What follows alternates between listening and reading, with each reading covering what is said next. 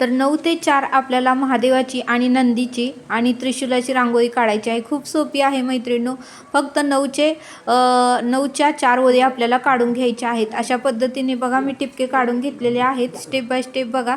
आता आपल्याला काय करायचं आहे, इकडचे 3 टिपके सोडून मध्ये आपल्याला नंदी काढून घ्यायचा आहे, सेपरेट नंदी आणि सेपरेट महादेवाची मूर्ती आणि त्याच्या खाली मी कमळाचं फूल काढलेलं आहे। ही जरा वेगळी आहे, तुम्हाला जी रांगोळी आवडेल ती तुम्ही श्रावणी सोमवार दिवशी काढा। तर अशा पद्धतीने बघा नंदी मी काढून घेतलेला आहे। खूप सोपी रांगोळी आहे।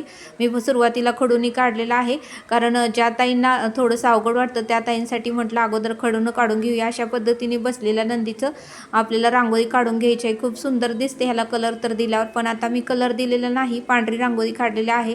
तर म्हटलं चला श्रावण सोमवार चालू आहे तर आपण महादेवाच्या रांगोळ्या शिकूया। अशा पद्धतीने मला येत होती तर म्हटलं चला आपण रांगोळी आता काढूया। अशा पद्धतीने तुम्ही महादेवाच्या मंदिरात वगैरे किंवा आपल्या देवघरासमोर वगैरे अशा रांगोळ्या तुम्ही काढू शकता। कलर तर दिला तर खूप सुंदर आणि छान आणि अट्रॅक्टिव्ह आपली रांगोळी दिसते मैत्रिणींनो।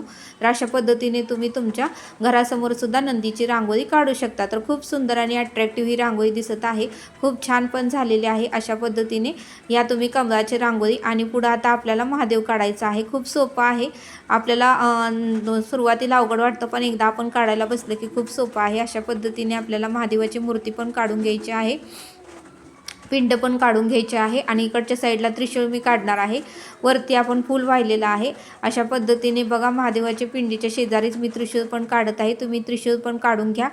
तर बघू शकता अशा पद्धतीने रंग दिल्यावर पण खूप छान दिसते। आता इथे मी बेलपत्र काढत आहे आणि बेलपत्राला पण फार महत्त्व आहे। आता आपल्याला काय करायचं आहे, पांढऱ्या रांगोळीनं हे आता पूर्णपणे रंगवून घ्यायचं आहे। तर अशा पद्धतीने बघा नंदीच्या शेजारी महादेवाची पिंड आहे, कमळात आहे, त्रिशूळ पण आहे, बेलपत्र आहे, ओम पण आहे। अशा पद्धतीने नंदी पण काढून झालेला आहे। आता मी पांढऱ्या रांगोळीने ते पूर्णपणे खडून काढलेलं आहे, ते रंगवत आहे। तर अशा पद्धतीने तुम्हीही तुमच्या दारासमोर मंदिरासमोर अशा पद्धतीची रांगोळी काढू शकता आणि मैत्रिणी रंग तर भरल्यावर खूप अट्रॅक्टिव्ह आपली रांगोळी दिसते।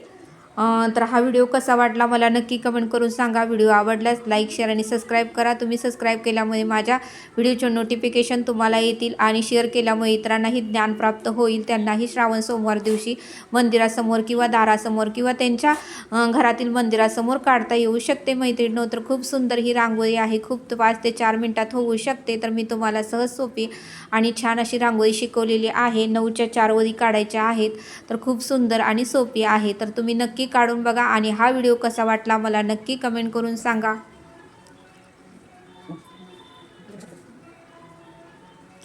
तर भेटूया आपण अशाच एका नवीन व्हिडिओमध्ये। तर मैत्रिणींनो नक्की आपल्या व्हिडिओला शेअर करा, लाईक करा, सबस्क्राईब करा। भेटूया नेक्स्ट व्हिडिओमध्ये।